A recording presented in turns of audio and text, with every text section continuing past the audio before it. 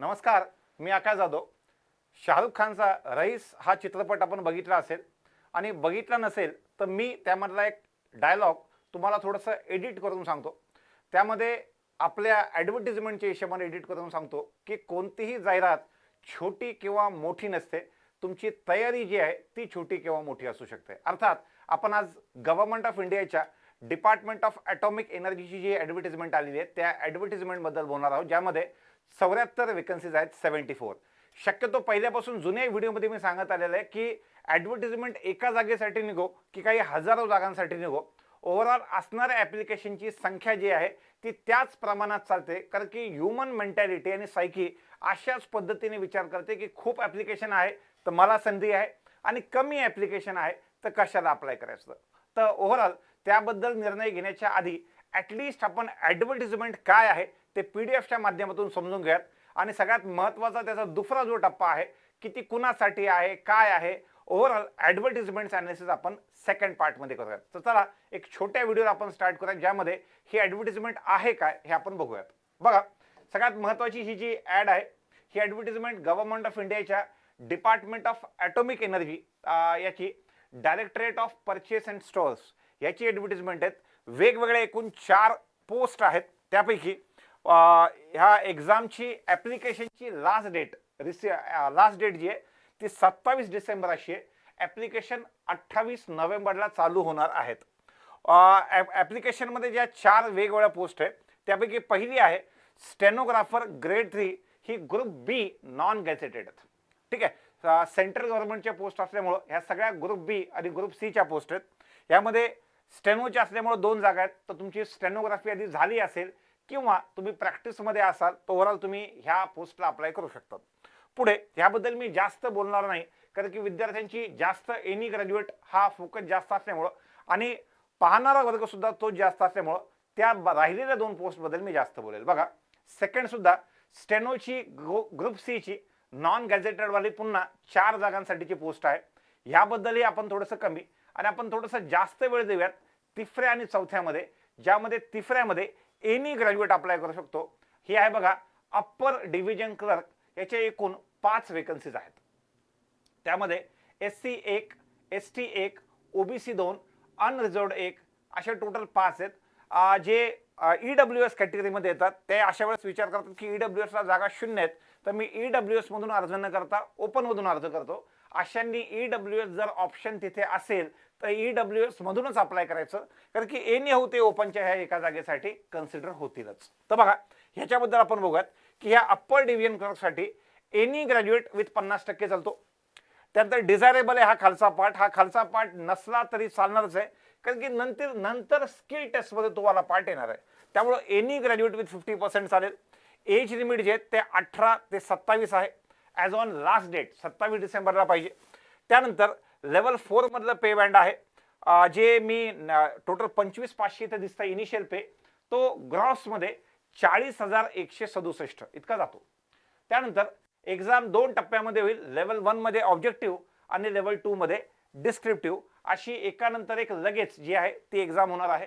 Objective टेस्टचे marks जे आहेत ते जर तुमचे मिनिमम क्वालिफाईंग अर्थात 50% मार्क्स, 200 मार्काची परीक्षा आणि 50% मार्क्स म्हणजे 200 पैकी 100 मार्क आले जनरल आणि EWS साठी, आणि OBC SC ST साठी 200च्या 40% अर्थात 80 मार्क आले तर तुमचा डिस्क्रिप्टिव्हचा पेपर चेक होऊन जाईल.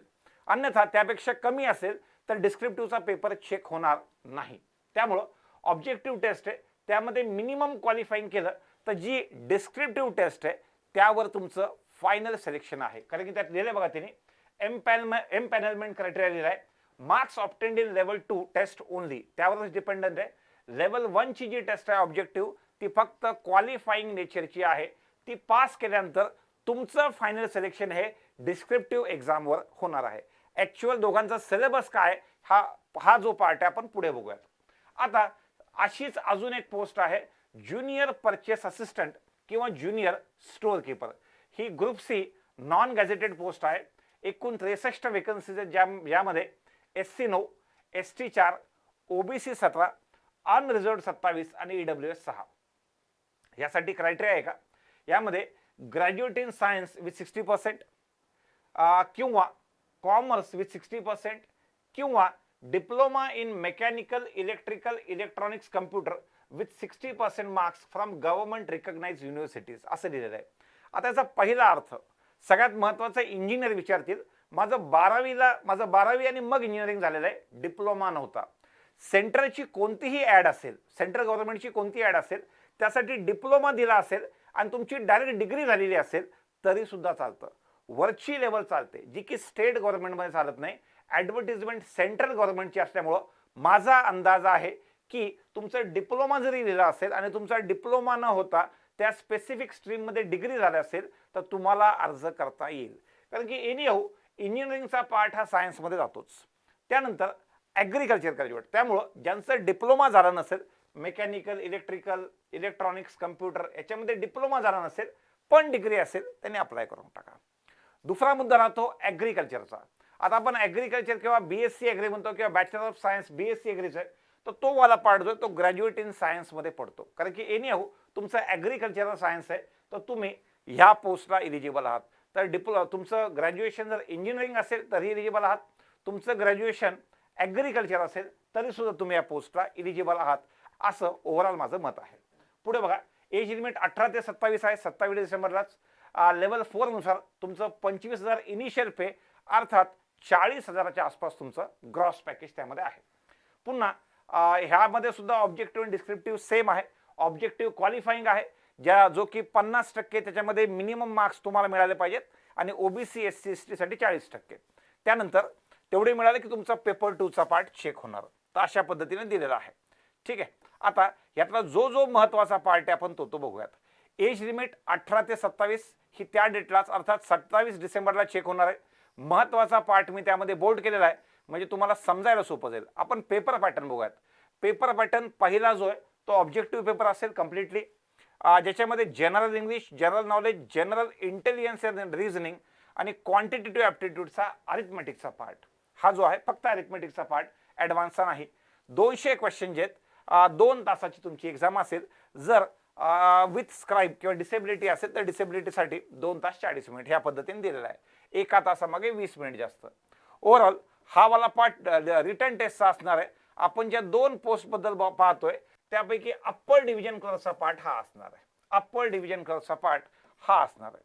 आता आपण रिटर्न एक्झाम ज्युनियर परचेस असिस्टंटचा बघितला, म्हणजे चौथी जी पोस्ट होती त्यासाठी बघा, इंग्लिश आहे, रिझनिंग आहे, क्वांट आहे, जनरल नॉलेज आणि कम्प्युटरचा सुद्धा पार्ट त्यामध्ये येऊन जाईल. कम्प्युटरचा पार्ट जो आहे तो त्यामध्ये येऊन जाईल. आणि काही समजा बेसिक अकाउंटिंग प्रिन्सिपलचा पार्ट आला 12वी लेवलपर्यंत तर हा किंवा हा अशा पद्धतीने त्यांनी दिलेला आहे. आता त्याच्यामध्ये कुणाला कसं असेल ह्याबद्दल असं काही डिटेल सांगितलेलं नाहीये. जर तुम्ही फॉर्म भरताना कॉमर्स टाकलेला आहे त्यांनी हा पार्ट विचारला आणि नॉन कॉमर्समध्ये सायन्स इंजिनिअरिंग टाकलेलं आहे आणि हा पार्ट विचारला, तसंही होऊ शकतं. एक्झॅक्ट त्याबद्दल ॲडव्हर्टिजमेंटमध्ये मला तरी कुठे मेन्शन दिसलं नाही. त्यामुळं खूप लोड जास्त घेऊ नका त्याचा. 200 क्वेश्चन आणि 2 मार्क्स 2 तास अशा पद्धतीने आहे.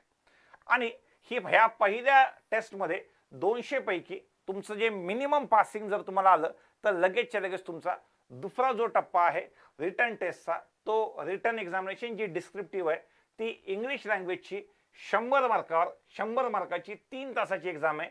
जे काही फायनल सिलेक्शन आहे ते यावर तुमचं होणार आहे. बाकी स्किल टेस्ट जी आहे जी स्टेनोसाठी आणि स्टेनोच्या दोन्ही पोस्टसाठी असेल त्याबद्दल दिलेला आहे. आता बघा, पेपर लेवल 1 जो आहे तो ऑब्जेक्टिव्ह असेल त्याबद्दल मी बोललो. नेगेटिव्ह मार्किंग 25% असणार आहे. त्याच्यानंतर ही लेवल 1 आणि लेवल 2 ही जी एक्झाम आहे ती एकाच दिवशी होईल, एक सकाळून एक दुपारून ह्या पद्धतीने होऊन जाईल. त्यानंतर ज्यांनी लेवल 1 म्हणजे ज्या ऑब्जेक्टिव्ह टेस्टमध्ये जे आहेत हे मिनिमम मार्क्स तेवढे म्हणजे किती बघा, qualifying standard in level 1 test will be 50% marks for general and EWS and 40% for OBC. आणि डिस्क्रिप्टिव्ह लगेचच्या लगेच त्यांचं चेक होईल आणि त्या पद्धतीनं फायनल सिलेक्शन त्यांचं डिस्क्रिप्टिव्हच्या बेसिसवर जे ते होणार आहे. ठीक आहे. आता ओव्हरऑल याबद्दल पहिल्यांदा त्यांनी त्यांचा एंट्री पे दिलेला आहे 25,500 अर्थात अराउंड ग्रेड A किंवा मोठ्या सिटीमध्ये अराउंड 40,000चा ग्रॉस जो आहे तो त्यांचा असणार आहे.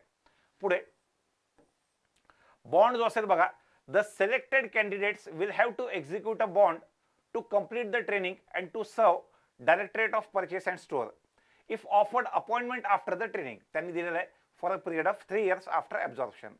A trainee who fails to complete the training, शक्यतो असं होत नाही की एकदम आपण ट्रेनिंग कंप्लीट केलीच नाही किंवा त्यांनी एखादी एक्झाम घेतली त्यानंतर ती केलीच नाही, बऱ्यापैकी सगळ्यांना पुढे एंट्री मिळते. त्याबद्दल त्यांनी दिलेलं आहे आणि त्याबद्दलचा पार्ट त्यांनी बॉन्डमध्ये मेन्शन केलेला आहे. A trainee who fails to complete the training or serve the government for 3 years if offered appointment will be liable to pay the government a sum equivalent to aggregate amount of stipend. आतापर्यंत जेवढे पैसे त्याला मिळाले ते त्यांना परत करावे लागतील, अशा पद्धतीने त्यांनी 3 वर्षाच्या बॉन्डमध्ये लिहिलेलं आहे. त्याच्यानंतर बघा, level 1 written examination of all the above post will be conducted on same day in single session at various centre. Hence candidates are advised to apply for any one post of their choice. एकदम बरोबर आहे बघा हा वाला part, की सगळ्या यांची level 1 ची आहे, चारीचे चारी पोस्टची एका वेळेला एका ठिकाणी होणार आहे. त्यामुळं एकाच पोस्टला अप्लाय करायचं आहे, मल्टिपल ॲप्लिकेशन पॉसिबल नाही, मल्टिपल ॲप्लिकेशन चालणार नाही. पुढे बघा, एक्झामची फी जी आहे ती 100 रुपये आहे. त्यानंतर SC ST women ex serviceman PWD सगळ्यांसाठी फीस माफ आहे. फक्त जनरल OBC मधले मेल यांना फीस असणार, जनरल OBC किंवा EWS मधले मेल यांना 100 रुपये फीस असणार आहे. पुढे एक्झामचे सेंटर्स बघा, मुंबई, दिल्ली, कोलकाता, चेन्नई, इंदोर, बँगलोर, हैदराबाद हे एक्झामचे सेंटर असणार आहेत. त्यापैकी 3 तुम्हाला द्यायचे आहेत आणि मला असं वाटतं की मुंबई सेंटर असेलच, कारण की बऱ्यापैकी हे जे डिपार्टमेंट आहे हे बेस्ड इन मुंबईचं आहे. त्यामुळं मुंबई सेंटर महाराष्ट्रातल्या मुलांना जवळ पडतंय. बघा अजून पुढे बघा, जो कोणता महत्वाचा पार्ट दिलेला आहे की ॲप्लिकेशन 28 नोव्हेंबर पासून ते 27 डिसेंबर पर्यंत ओपन आहे. त्यानंतर ज्यांचं फायनल इयर अपियर जे आहेत, तुमचा जर निकाल 27 डिसेंबर 2020 पर्यंत लागत असेल तर तुम्ही इलिजिबल आहात एक्झाम देण्यासाठी. तुमचा फायनल इयरचा निकाल 27 डिसेंबर 2020च्या आधी लागला पाहिजे किंवा त्या दिवशी लागला पाहिजे. ठीक आहे. अजून महत्वाचा यातला जो पार्ट आहे, तो जो कोणता पार्ट यातला तुम्हाला सांगण्यासाठी आहे बघा, तुम्हाला जर याबद्दल काही प्रॉब्लेम आला किंवा अप्लाय करताना चुकीच्या पद्धतीने ॲप्लिकेशन झालं, मल्टिपल ॲप्लिकेशन, दुसरं ॲप्लिकेशन केलं चालेल का, नाही चालणार का, कोणतं डॉक्युमेंट काय ॲड करायचं, यासाठी त्यांनी कॉन्टॅक्ट नंबर पण दिलेला आहे आणि ईमेल ID सुद्धा दिलेला आहे. तर contact number with email ID त्याने दिलेला आहे. तुम्ही त्याच्यावर कसलीही तुमची क्वेरी जे ते विचारू शकता. EWS साठी काय आहे काय नाही त्याबद्दल सांगितलेलं आहे आणि ओव्हरऑल ही ॲडव्हर्टिजमेंट आहे. चला ॲडव्हर्टिजमेंटच्या आपण पुढे जाऊयात. आता ओव्हरऑल या गोष्टीबद्दल आपण बघूयात. पहिल्यांदा एक्झामसाठीची एक्झाम कंडक्टिंग एजन्सी कोण असेल त्याबद्दल अजून माहिती नाही. ठीक आहे, एक्झाम कंडक्टिंग एजन्सी कोण असेल त्याबद्दल माहिती नाही. त्याच्यानंतर दुसरं येतं एक्झामची डेट काय असेल. एक्सपेक्टेड डेट सध्या अवेलेबल नाही. जसं कळालं तसं आपल्या मंथली सेशनमध्ये किंवा मंथली सेशन जे दर महिन्याच्या 1 तारखेला होतं त्यामध्ये किंवा मधून जे व्हिडिओज बनवले, समजा मधून काही महत्त्वाची माहिती आली तर त्यामध्ये मी सांगत जाईल. हा झाला पहिला मुद्दा.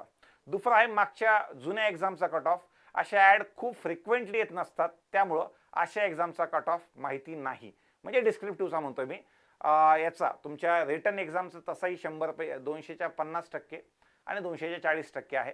प्लेस ऑफ पोस्टिंग जी आहेत, जिथं जिथं DAEचे ऑफिसेस आहेत, शक्यतो हेडक्वार्टर्ड मुंबईला असल्यामुळं मुंबईला चांगली मागणी असेल, पण वरती राजस्थानपासून ते खाली राजस्थान झाला, गुजरात झाला, मुंबई झाला किंवा महाराष्ट्राचा पार्ट झाला, या साईडला DAEचे बऱ्यापैकी ऑफिसेस म्हणता येईल किंवा प्लॅन्ट म्हणता येईल ते आहेत. ऑफिसेस हेड ऑफिस मुंबईला असल्यामुळे ऑफिसेस म्हणालो.